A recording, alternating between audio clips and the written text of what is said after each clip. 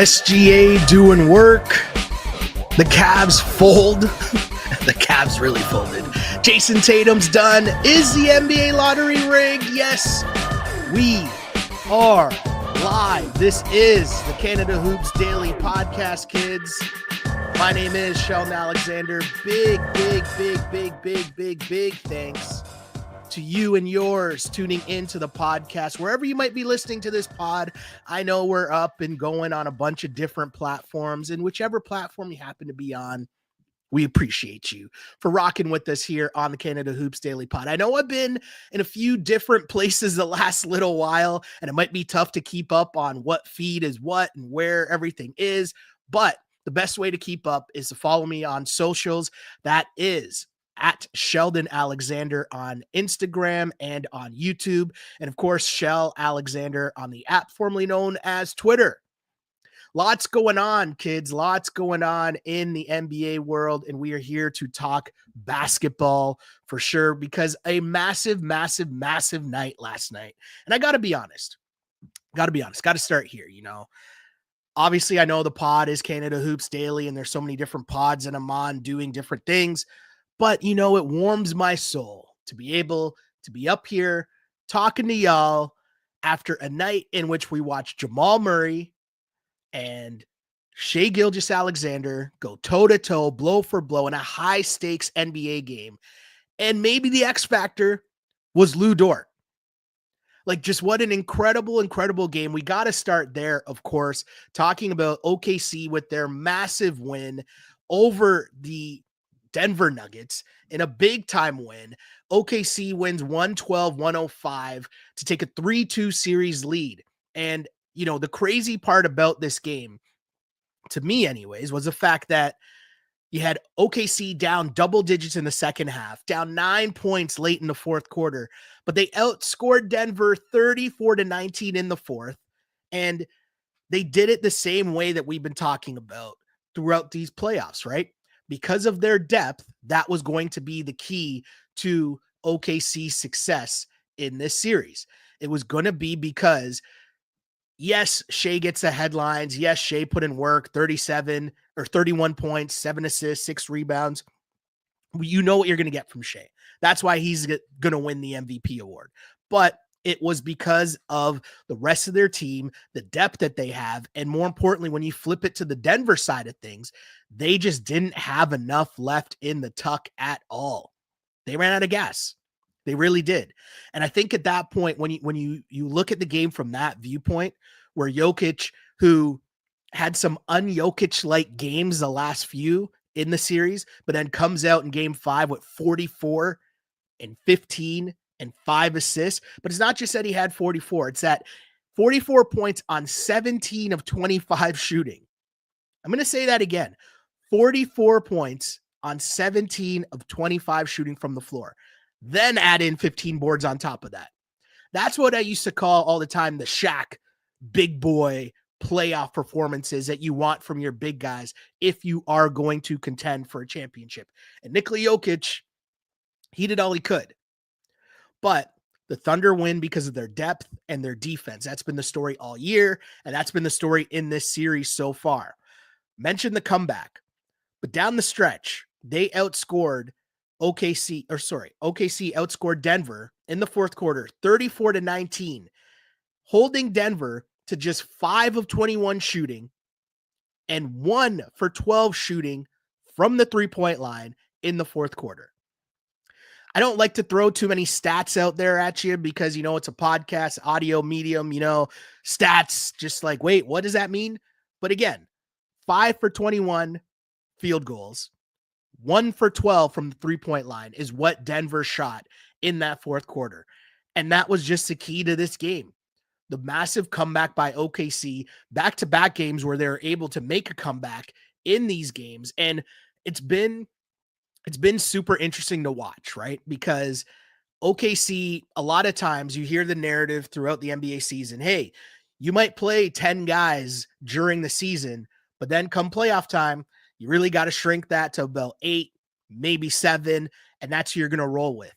And OKC's strength, they've maintained their strength. And I think it's even so much more heightened when you're going against a Denver team that your strength is their weakness, meaning the strength that you have as the OKC Thunder, that you can roll 10 guys out there, is the complete weakness of the Denver Nuggets, because they don't really have more than 4 guys you can rely on. And I'm struggling to get to 4, because I'm going to say you can rely on Jokic. Jamal's played well. Aaron Gordon's played well. Michael Porter Jr. has been hit or miss. And I mean, even if you go to last night's game, I mean, Murray had 28 points on 27 shots. Aaron Gordon had 13 points on 13 shots. Michael Porter Jr. had 2 points, 1 for 7 from the floor, 0 for 5 from 3. So yeah, really, you could only rely on Jokic in that game. So it's a super tough narrative if you are the Denver Nuggets and you're trying to figure out, okay, what can we really do against this team that is throwing out 10 guys against us, right? Like, even when especially when the last 2 games and the way that the last 2 games have worked out, it's been this world where Jokic's putting in work, Denver's playing nice, and then the fourth quarter just rolls around and they run out of gas. And it's tough, but that's literally what it's been if you are the Denver Nuggets the last few games. They just have run out of gas. And there's not much that you're going to be able to do here, because if you're looking at it from the viewpoint of, what are your options? Russell Westbrook, who I know everyone loves to crush all the time, but Denver wouldn't even be here in this position if they didn't sign Russell Westbrook this season. That's just how big of a contributor he's been. But most importantly, what Russ gives you is he gives you energy, which is something they are drastically lacking in any normal situation. And so now, you're relying a little too much on Russ, because you need Russ to come in and actually be like a key contributor to their team. And he's coming in as a super role player at this stage of his career, which is exactly what they need. But also they probably needed Russ from like 2 years ago, 3 years ago, when he still had a little more left in the tank. But that's too much to ask for Russ at this point. If you're Denver, your success has to be coming from Jamal Murray has to play better. Aaron Gordon has to play better. Michael Porter Jr. has to play better.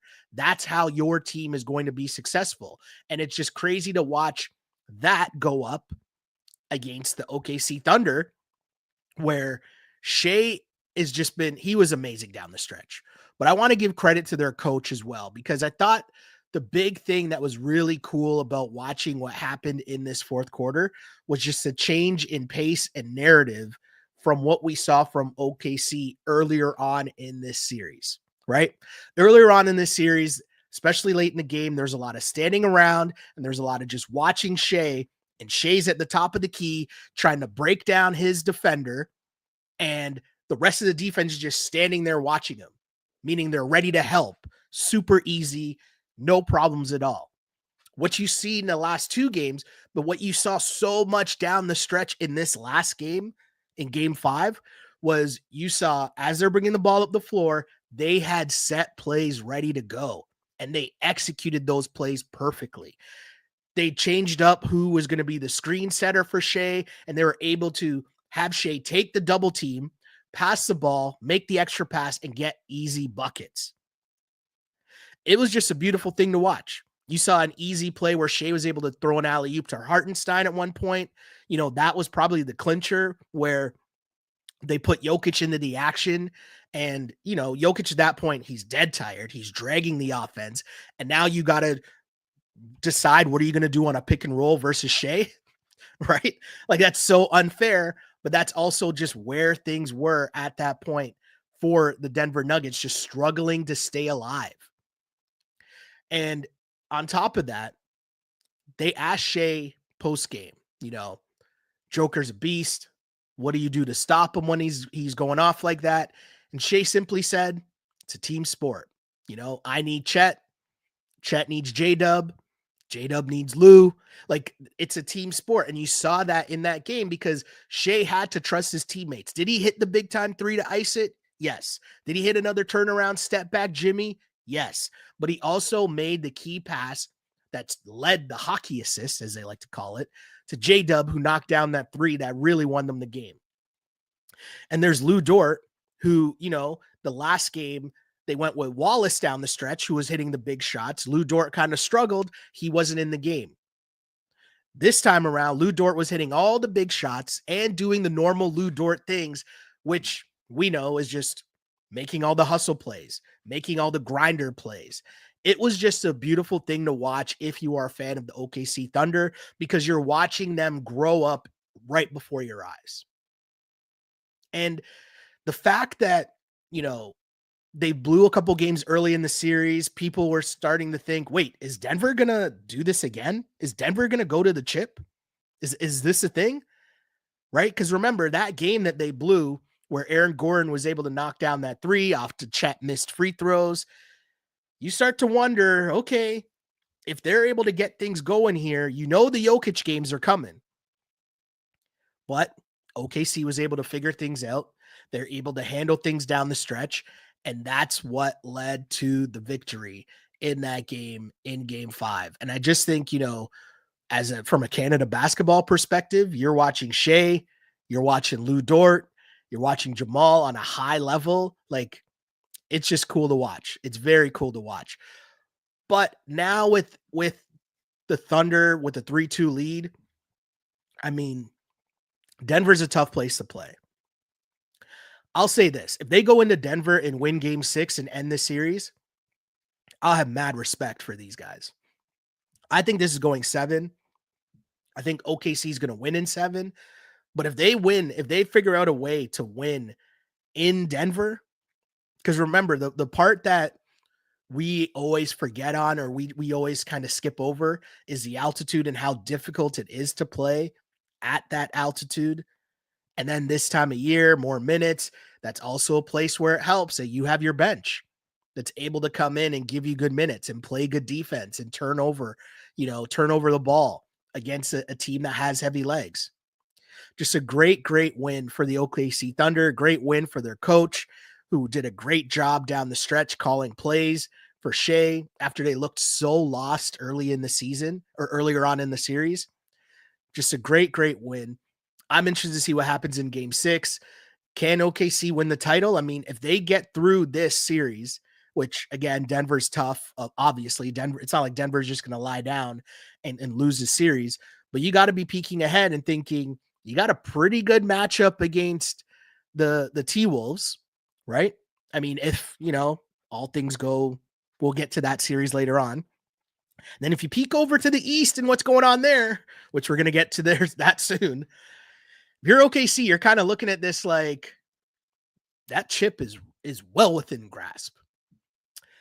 But yes, that's the 1 seed that went through and was able to come up with a big time win. But as we flip over to the Eastern Conference, I mean,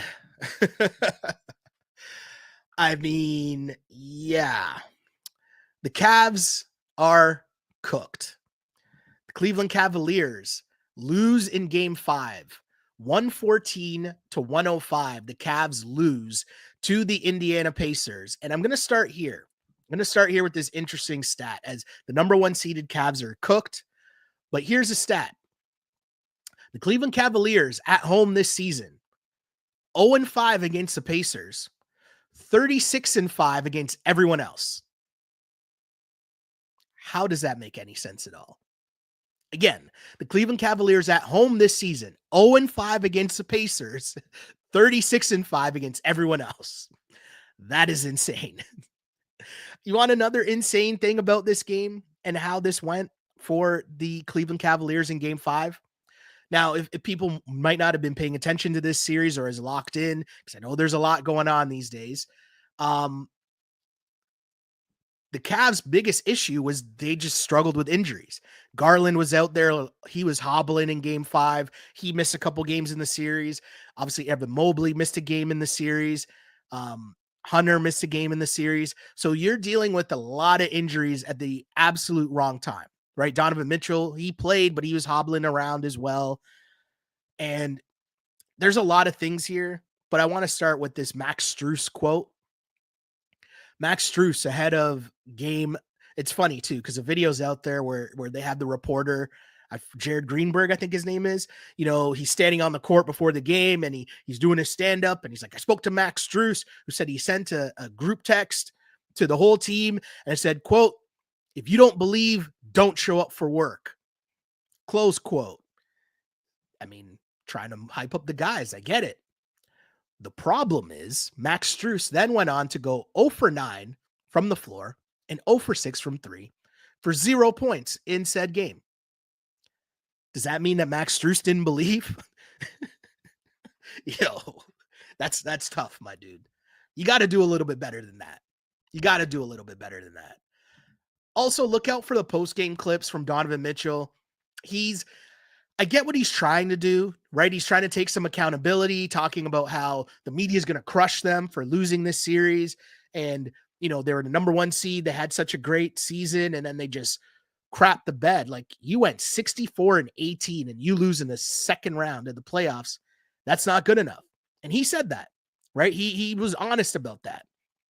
And he's trying to get ahead of it. And he kept repeating over and over again about how the media is going to crush them and it's well-deserved. And he's right. They deserve to be crushed.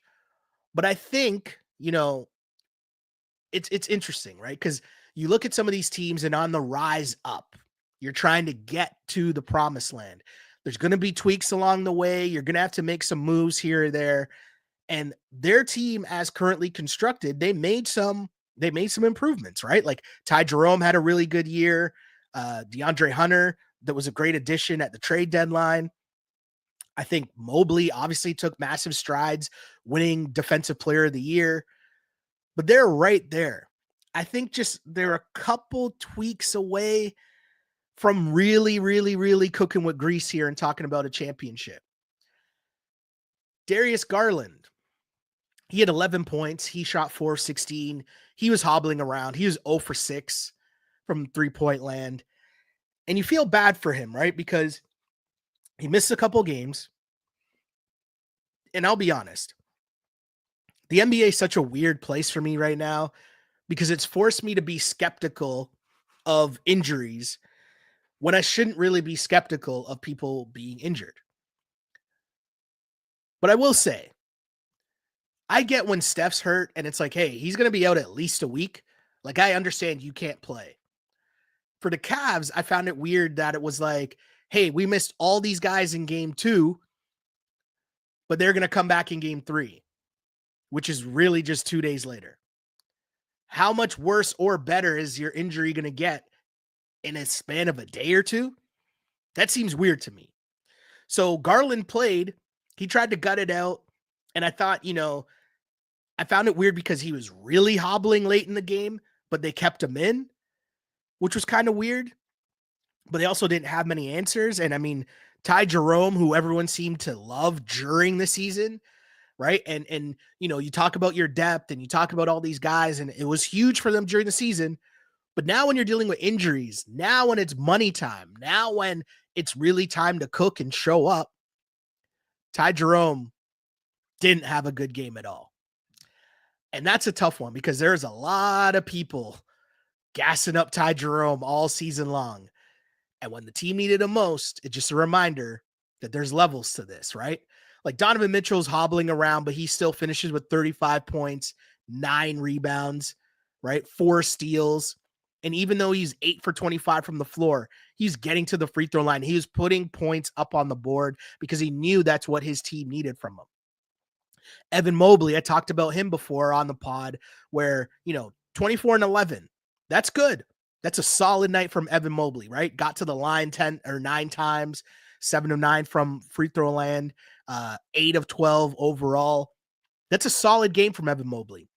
You can go back, if you go to YouTube, you go to one of the shorts, you'll hear one of the clips where I'm talking about if the Cavs are going to win this series, you needed Evan Mobley to up that to 25 to 30, probably even more than that. But you needed more offensively. But if I'm going to take the step back and be totally fair to Evan Mobley, I mean, my guy's just improving year in, year out. And it's a great thing to watch because he's done a great job. And the future is obviously super bright with him. Defensive player of the year this year. His scoring numbers were up as they trusted him more in the offense. Kenny Atkinson obviously did more to unlock his offensive game. For the Cavs, I guess it's just what's that next move?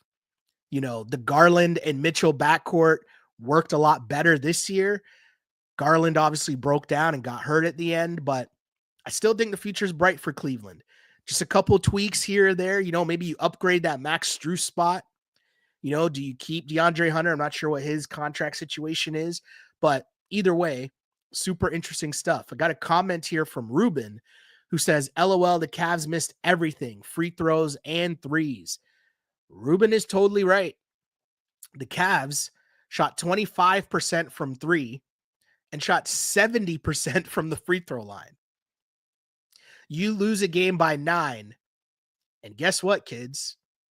They were 26 of 37 from the free throw line.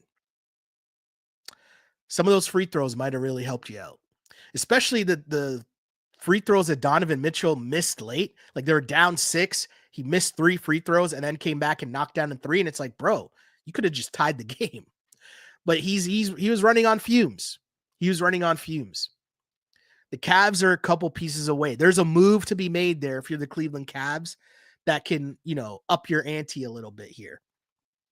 But I spent too much time talking about the Cavs because I don't know. Is a bigger story the Cavs, the number 1 seed, losing and in such an embarrassing way, losing 4-1 in the second round?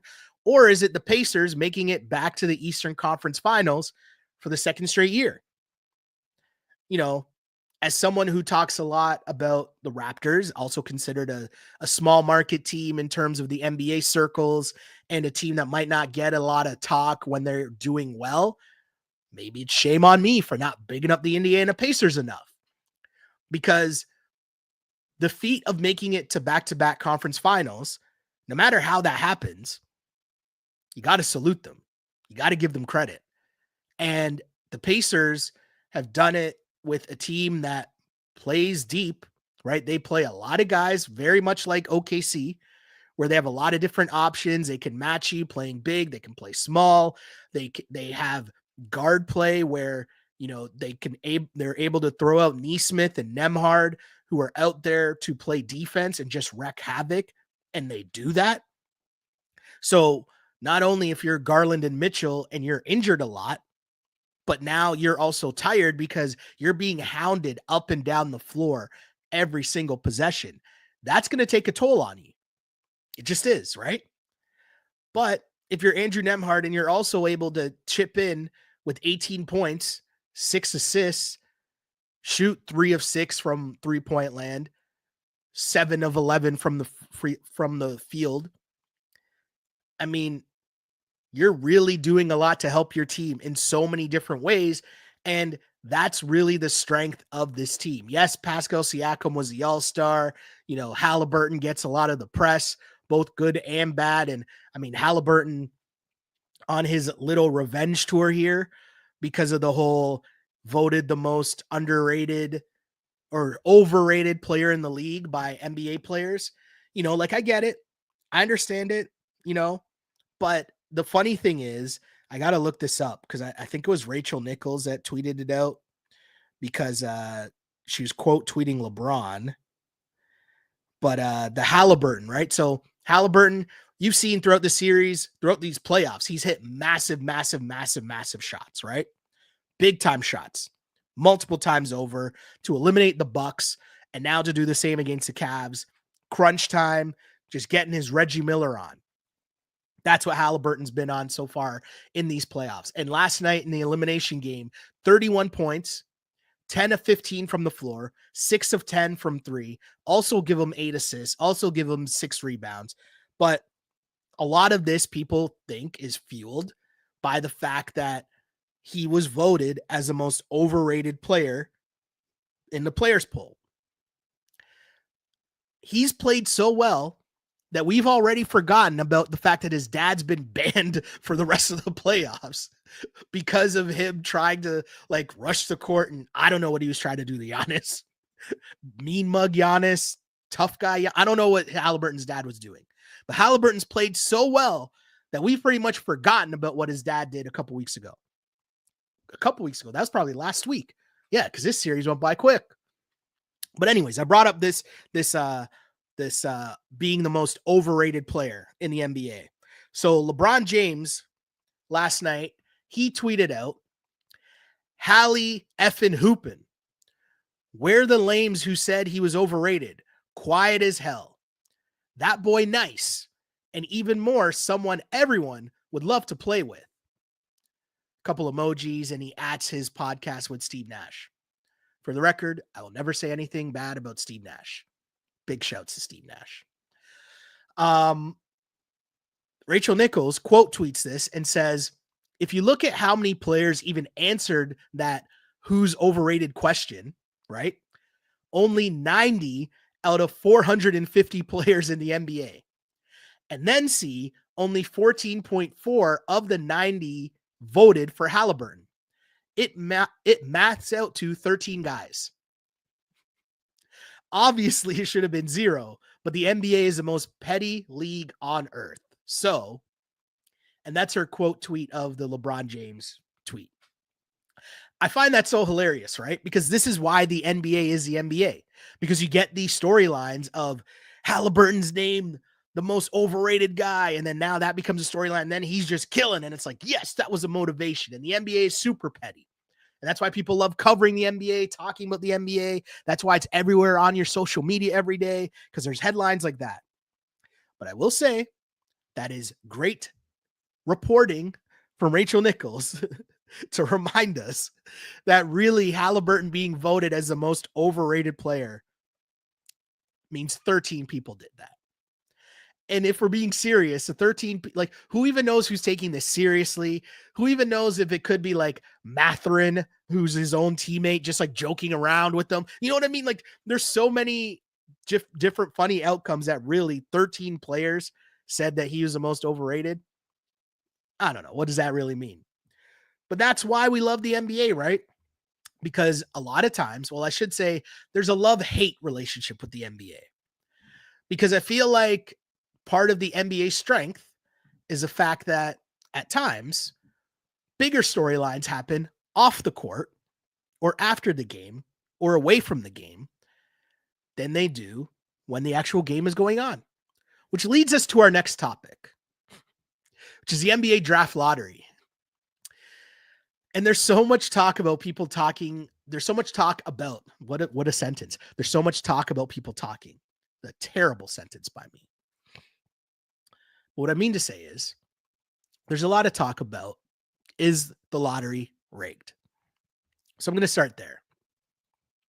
Everyone loves conspiracy theories. We live in a world in which we watch content on our phones, online, and there's so much conspiracy theory talks all the time.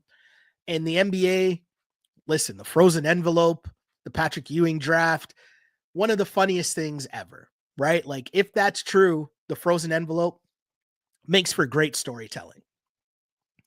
I understand LeBron James ended up in Cleveland the year that they needed the number 1 pick. That worked out perfectly. I understand that LeBron was even on Pat McAfee talking about that. LeBron knows what he's doing, right? He knows how to get clicks. I understand that Derrick Rose went to the Chicago Bulls. I understand that everyone conveniently forgets that Anthony Davis was actually traded from the Pelicans after the draft lottery. So it wasn't like everyone, puts up the memes, the pictures that say, hey, Chris Paul got traded from New Orleans and then they got the number 1 pick, which got them Anthony Davis. And then Anthony Davis got traded to the Lakers and then that got them number 1 pick, which was Zion. And it's like, actually those two things happened out of order. They won the lottery, then they traded Anthony Davis. I know it was rumored, but come on. My point is, it's just more fun to talk about the conspiracy theory than the conspiracy theory actually being true. Because the thing that makes the NBA conspiracy theory so much funnier is the fact that the NBA does so much to show us that it is not rigged year in and year out, and yet we still have these conversations about whether or not the lottery is rigged. Let's take a step back here, okay? First off, do I think the lottery is rigged? No. And the main reason why I think the lottery is not rigged is because it would get out, especially in the year 2025, where everyone does something for clout. Anyone who thinks they have a fragment of actual information that could go viral, they're going to put it out there. They're going to sell it to TMZ. They're going to sell it to World Star or Academics Pod or whatever. The reality is, if the draft lottery was rigged, it would get out. There's no way that would be able to be held as a secret. That's the first reason why I don't think that it's rigged. But I do still think it's very fun to talk about. So let's rewind here, okay? Because there's so many other things that have to happen here for the Mavs to actually get the number 1 overall pick and have it be rigged. So first off, okay, people are saying, because the conspiracy theory goes back to people thinking the league forced the Mavs to trade Luka to the Lakers because NBA ratings were down. First off, this whole NBA ratings thing is a myth. TV ratings, period, are down. Grey's Anatomy, which is still on for like its 20 whatever season, doesn't do the same numbers now as it did 10 years ago because ratings on TV, period, are down. Right? The only thing I think that's still close that holds a fort is the NBA or is the NFL, pardon me. And that's just really because the NFL is holding fort, right? It's holding court. It's like you're not losing because the NFL just becomes more and more popular with gambling, with fantasy sports and all that. You're seeing things go up a tick, right? They're talking about like, oh, NHL ratings look like they're up. Baseball ratings look like they're up. It's like, that's because you're putting those things on more now because every TV station has realized live sports wins. So you're going to get more national games. But anyways, this is where that conspiracy theory starts, okay? The league forced the Mavs to trade Luka to the Lakers. That's insane. That didn't happen. That doesn't even make any sense. But let's run with that. And let me say, okay, I buy into that. And for giving up Luka, they then told the Mavs, you know what? We're going to give you Cooper Flag for you trading away Luka. We're going to gift you Cooper Flag in the draft. For all of that to be true, okay? We do realize that the Mavs almost made the playoffs, right? Like they were in the play-in, okay? If they beat Memphis, they're in the playoffs and not in the lottery. So they can't get the first overall pick because you're not in the lottery. Notice how Memphis wasn't in the lottery, right? That's for one. 2, was part of this whole narrative that also Kyrie was going to get hurt, Gafford was going to get hurt, Lively was going to get hurt. All of these players were going to get hurt to have them even fall close to being in the lottery anyways. Because if those guys don't get hurt, the Mavs are still in the thick of the playoffs in the Western Conference. So you also don't get Cooper Flag then. But then on top of that, they end the season with the exact same record as the Chicago Bulls. Okay? If you remember, late in the season, the Chicago Bulls had one of the craziest finishes ever where Josh Giddey hits a half-court shot to win the game. That means the Bulls and Mavs finish with the same record, and they have to do a coin flip to decide who gets the 11th pick, who gets the 12th pick. So the coin flip happens. You find out that the Mavs win the coin toss, which I guess you're going to tell me the coin toss was also rigged as well, right? So they get the 11th pick and they end up winning the NBA draft lottery. I'm laughing at this because like all of this, you can't rig all of this. For you to be able to pull all of this off is impossible.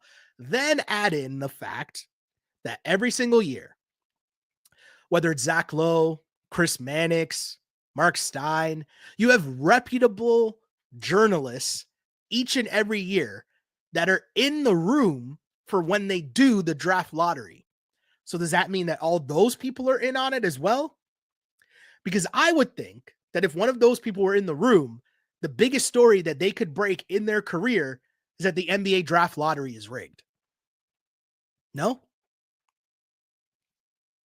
I'm just saying. I'm not saying, but I'm saying. Okay, so let's get through that. In this era where we just listen to clips like this that I'm probably going to post online too, so I'm not knocking the hustle.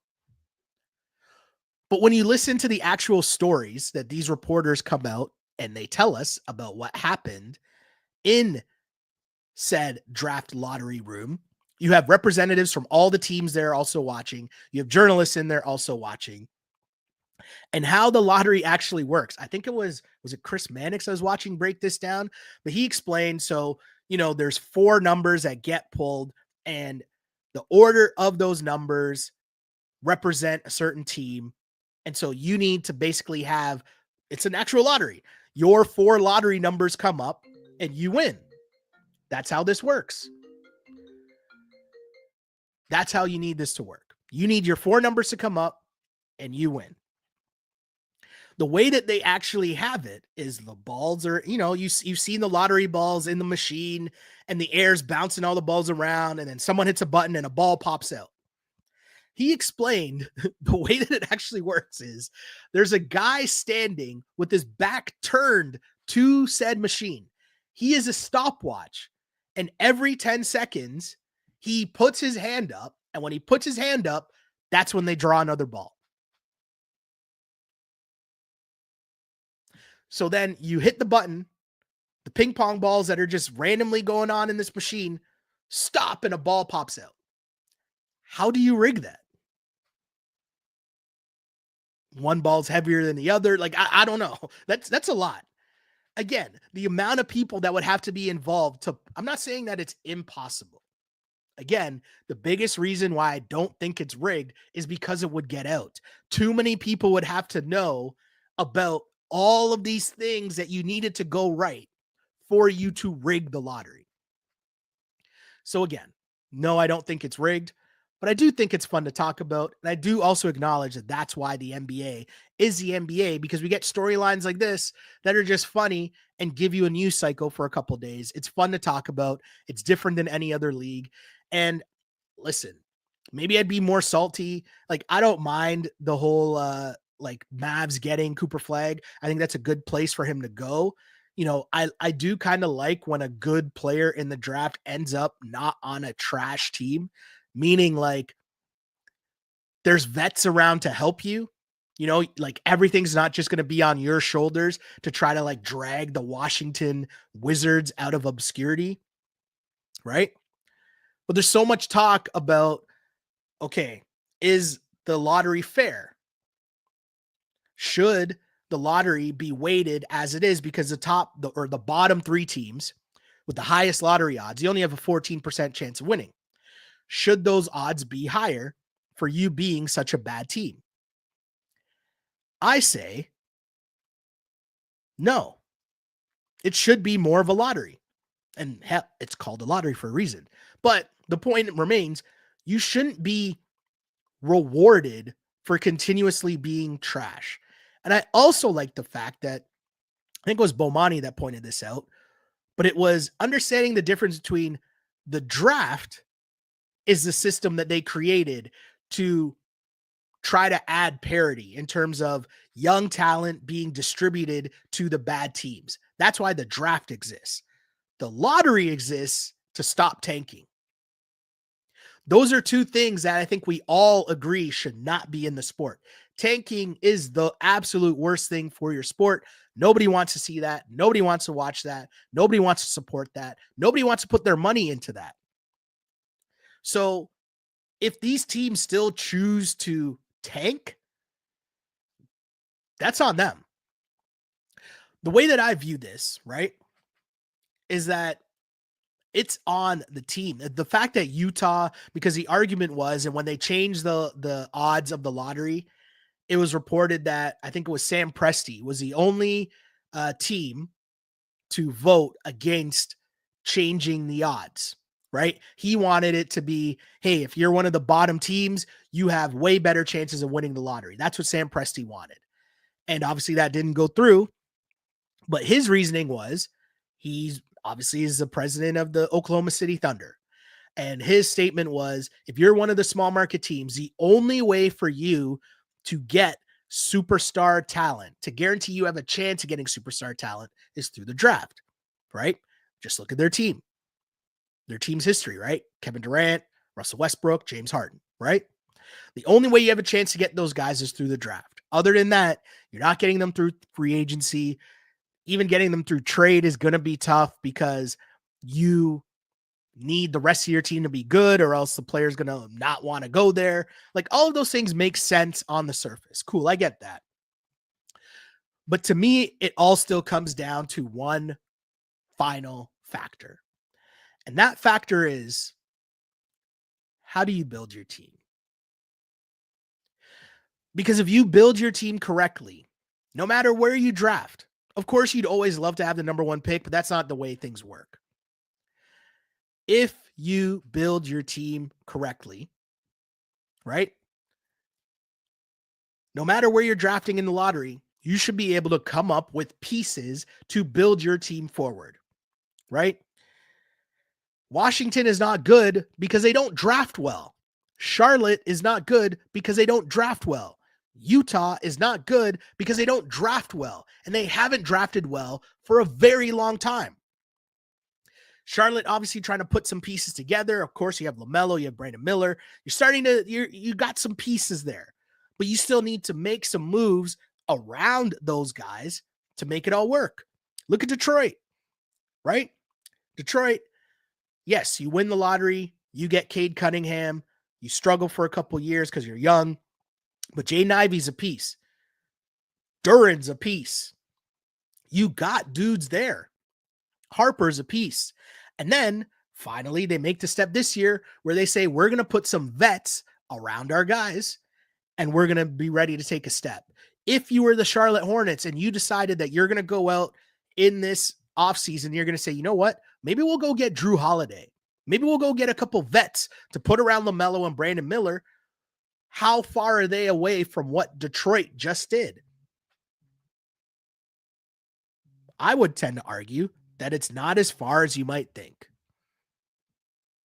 I think that this whole way that we look at this and tanking and all that, you can tank, and I understand it because I view it more so as you're either picking a direction, right?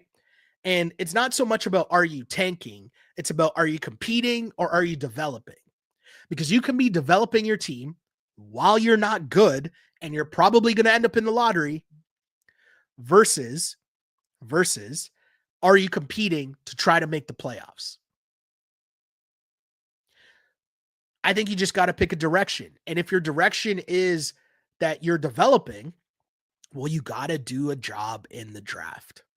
That's just the reality of it is. No matter where you're picking, because let's be honest, right? You could talk about who's going to get the first pick and when, but really the guys who are in the draft that are really changing your franchise, like really changing your franchise, like you got to understand that the guys that actually change your franchise aren't really happening every single year. It's really few and far between. Now, there's guys that you might talk yourself into, but it's not like every year is a Wemby.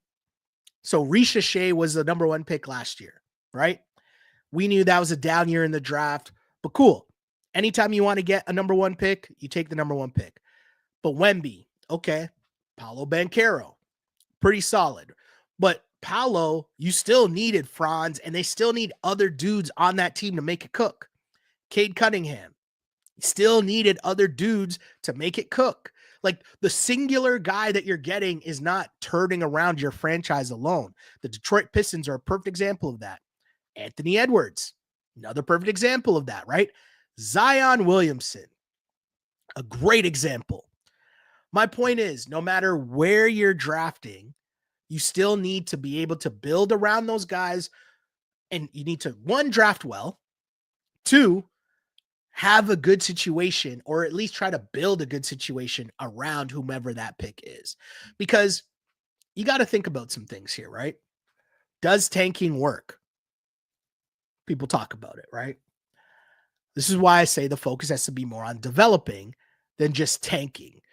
Because if you're just tanking your team and not trying to develop a good culture, not try to develop good pieces around the guys that you have, the young players that you have, you're going nowhere. The biggest example of this is obviously the process Sixers, right? And you might say the Sixers tried to tank. Well, not tried. They did tank. They made up this whole process thing.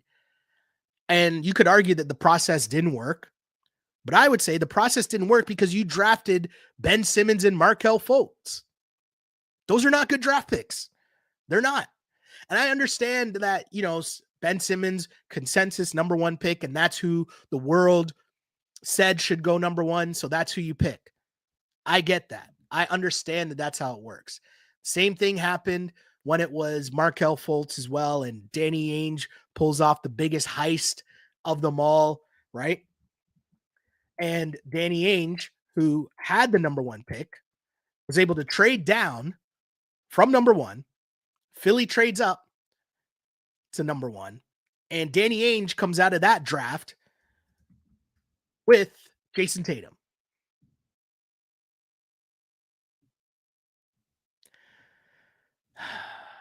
I hate because this sounds like revisionist history, but when we really go back to that draft, right?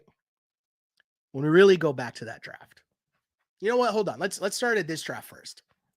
The Ben Simmons draft. So the Sixers have the number one pick. Ben Simmons out of LSU. Brandon Ingram, Jaylen Brown. In this draft, you also had Jaylen Brown went 3, Dragan Bender went 4, Chris Dunn went 5, Buddy Hield 6, Jamal Murray 7. Marquise Chris 8, Toronto Raptors Jakob Poeltl 9, Don Maker at 10, with the Milwaukee Bucks Domantas Sabonis at 11. Here's why I'm bringing this up, okay? So the process Sixers take Ben Simmons. Ben Simmons, much like Markelle Fultz, consensus number one pick, but two guys that played on teams that didn't even get their team to the NCAA tournament. I remember at the time having said conversations where it's a red flag to me if you can't get your team to the NCAA tournament. I'm not saying win the tournament. I'm not saying make the Sweet 16. I'm not saying make the Final Four. I'm saying make the tournament. You can't make the NCAA tournament. Your team, and you're the consensus number one overall pick in the NBA draft, and you can't be one of the top 68 teams in the league? That's crazy. I'm just saying there's red flags there. So, again, who drafts well? The Sixers take Ben Simmons. Brandon Ingram goes number 2 to the Lakers. Jaylen Brown, who goes to the Boston Celtics, right? Jaylen Brown went higher than most people thought he would go. Why? Because Danny Ainge was good at drafting. And then you look at some of these other teams. The Phoenix Suns always have not been good at drafting. You take Dragan Bender at 4. Chris Dunn, Timberwolves, also not good at drafting. The Pelicans, Buddy Hield. I mean, he's okay. It's not a bust. It was a solid pick, I guess. Jamal Murray falls all the way to 7. Right? Jakob Poeltl's a solid pick. At 9 for the Raps. Raps are good at drafting. Marquise Chris at 8 to the Sacramento Kings. They suck at drafting. Notice the theme here?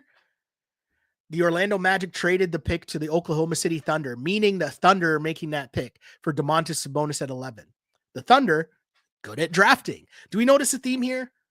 My point is, some teams are good at drafting, some teams aren't. So whether you're going to talk about are you tanking or are you not, are you a good team at drafting? Because if you're tanking and you suck at drafting, then it doesn't matter anyways. As emphasized, we look at this Markelle Fultz draft again, right? So the Celtics had the number 1 pick. Markelle Fultz was listed as the consensus number 1 overall pick. That was a red flag to me again. You can't get your team to the to the NCAA tournament. Doesn't make sense to me. Lonzo Ball at number 2.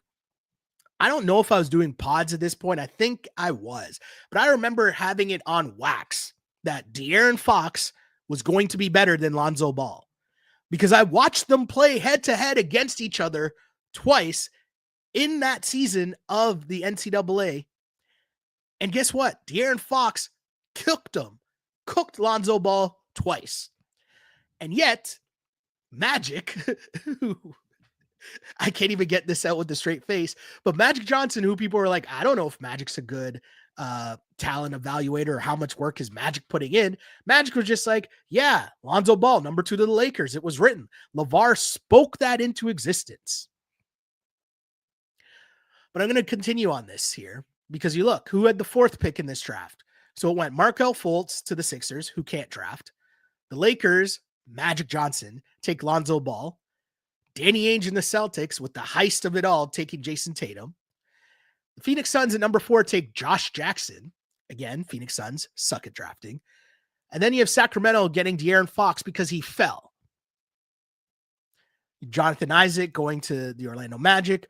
Markkanen goes to the T-Wolves, but they trade him to the Bulls, so that doesn't really count. The Knicks take Frank Ntilikina. Come on, man. Right? Like this, I don't know.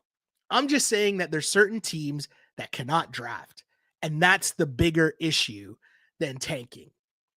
You can decide to tank, but if your whole thing is just, well, we didn't get the number 1 pick, as mentioned, the number 1 pick, if he's coming to your crappy franchise, I don't even think you deserve him anyways.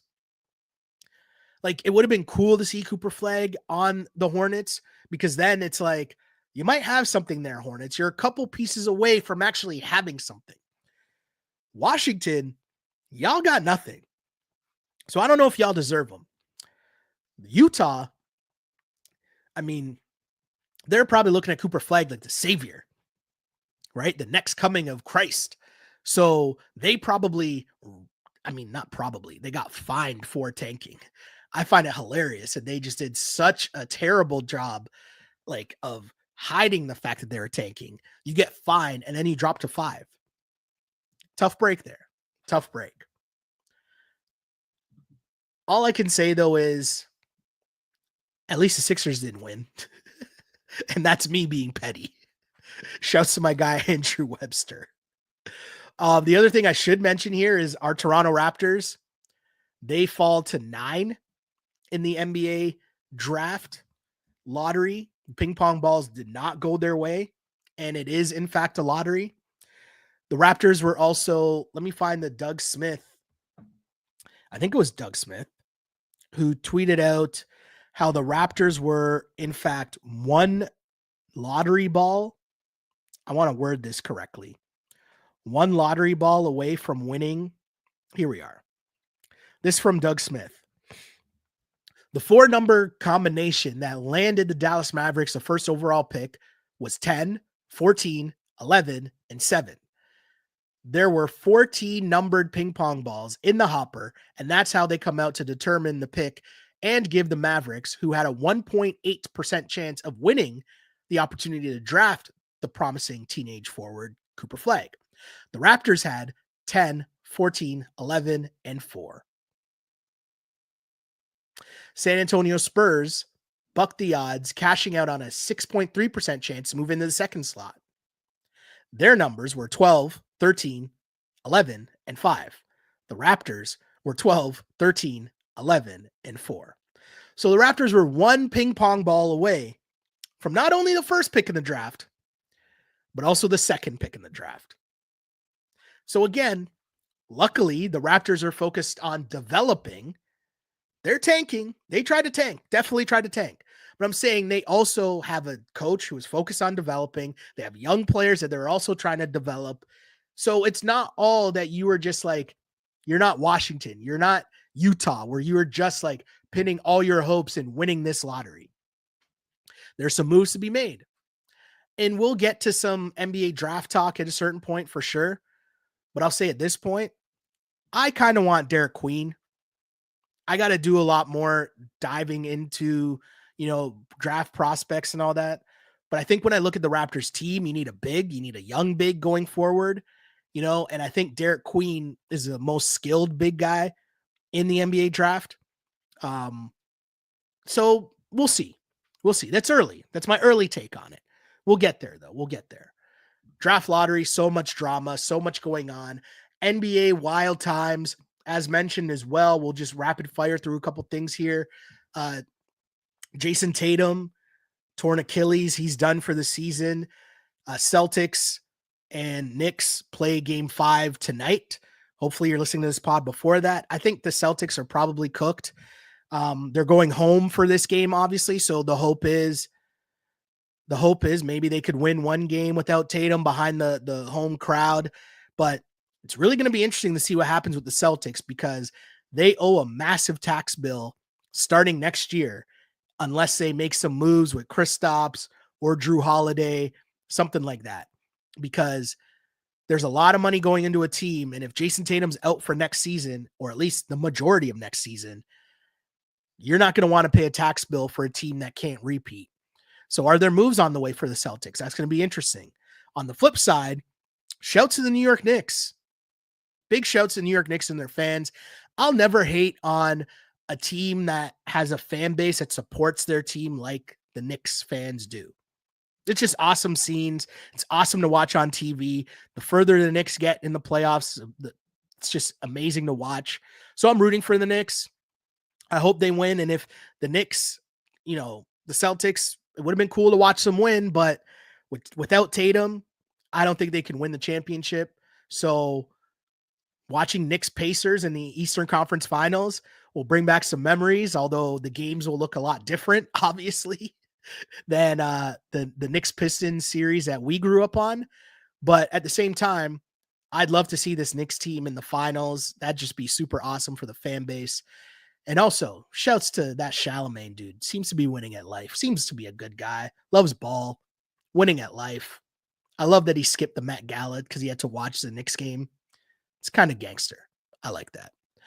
Also, Ant Edwards is him. They have the Warriors on the brink. I think, it's 3-1 now. And much like the Celtics being down because of injury, well, not because of injury, but the Celtics being down 3-1, Warriors also down 3-1. I think they're both cooked. But the story there is just Ant Edwards is that dude, man. That kid is just a beast. He is incredible. Big shouts to him. Watching him ascend to where he is now, it's just crazy.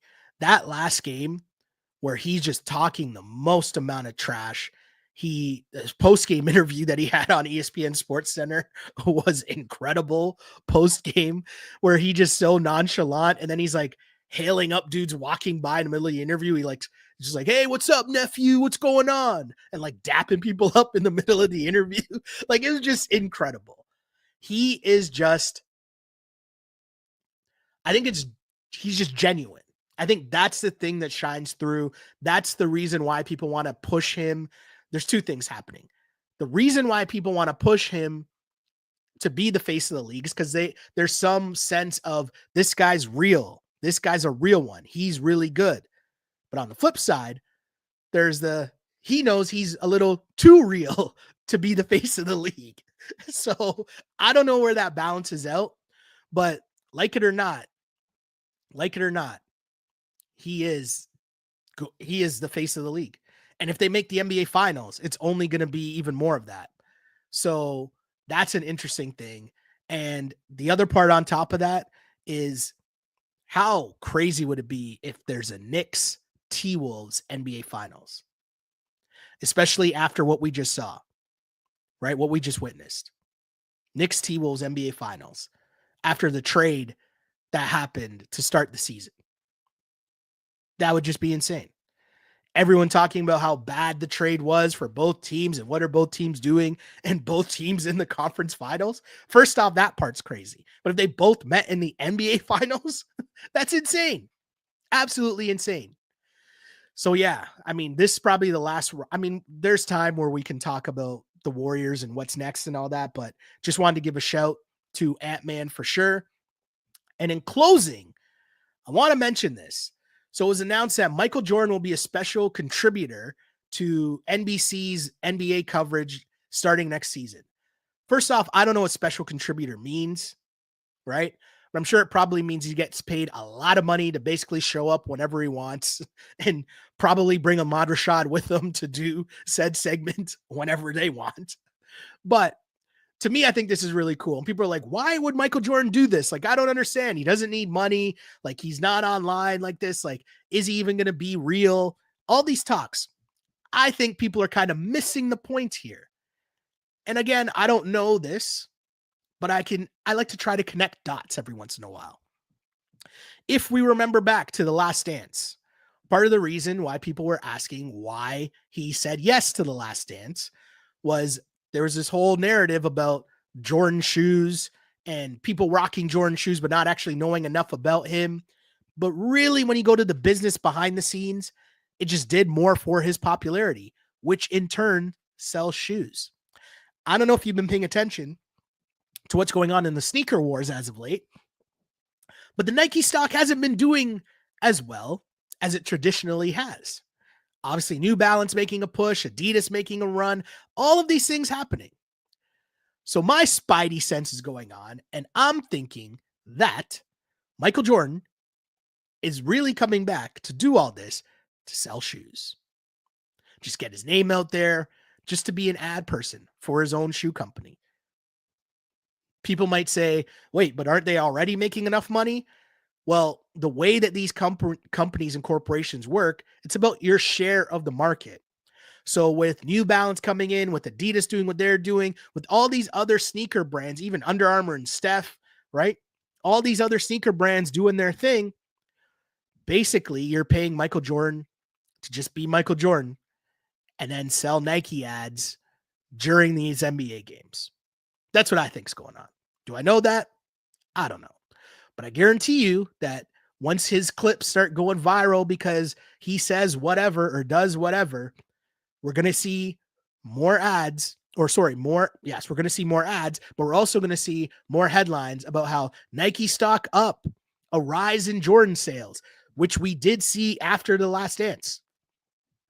Again, that's just me trying to connect dots. I don't really know. But thank you for tuning in. Thank you for listening to me rant here and just talk some shit about basketball for the last hour. Really appreciate it. You guys know where to find me.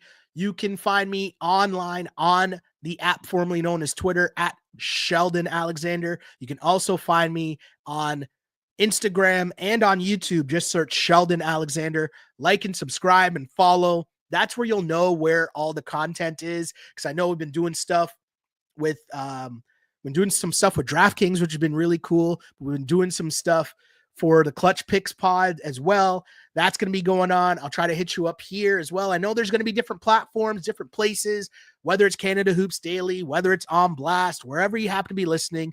The easiest way to know where I'll be doing pods is to just follow me on social media or subscribe to the YouTube page or on social medias. It's the best way to find out. Also, Canada Hoops Daily, you can find that on Canada at Can Hoops Daily on the app formerly known as Twitter, and Canada Hoops Daily on Instagram. Big shouts to everyone for tuning in. NBA season, it's at its best right now in the playoffs. What a time to be alive indeed. NBA draft lottery, so much to talk about. Lots of fun. I really appreciate everyone rocking with me here and on all the pods that we end up doing, because you know what? I have a lot of fun doing it. I really, really do. So whenever I get the chance to, we're going to do it. We're going to be talking sports. We're going to be talking ball. We're going to be talking a whole lot of things. But as I always say, I used to pray for times like this to rhyme like this. This is Canada Hoops Daily Podcast. As always, unpolished and unapologetic. Until next time, see ya.